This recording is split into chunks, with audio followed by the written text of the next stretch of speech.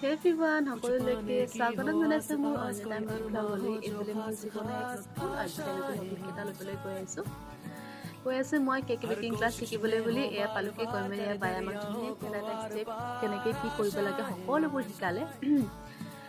যিহেতু ভিডিঅ' কৰা এলাও নাছিলে, গতিকে মই সৰু সৰু ক্লিপ কিছুমান ল'লোঁ আৰু যিখিনি আপোনালোকক বোলো অকণমান দেখাব পাৰিম আমি কি কৰিছিলোঁ ন।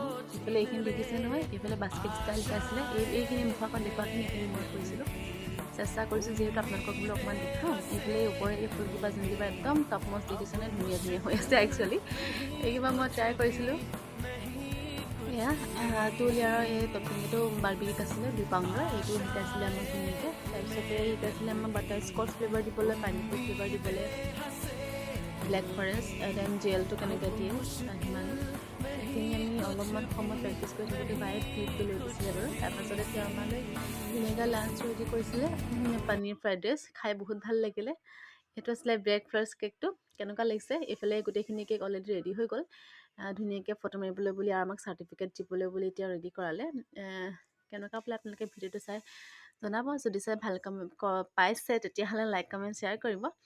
এইফালে আমি ধুনীয়াকৈ ৰখি আছোঁ, ফটো ছেশ্যন যিহেতু চলি আছে। গতিকে ভিডিঅ'টো অন্তিমলৈকে চাই থাকিব দিয়ক। তেতিয়াহ'লে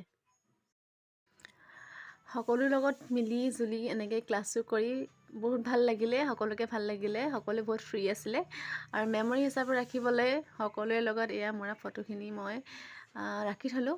গতিকে আজিলৈ আহোঁ তেতিয়াহ'লে, বাই বাই।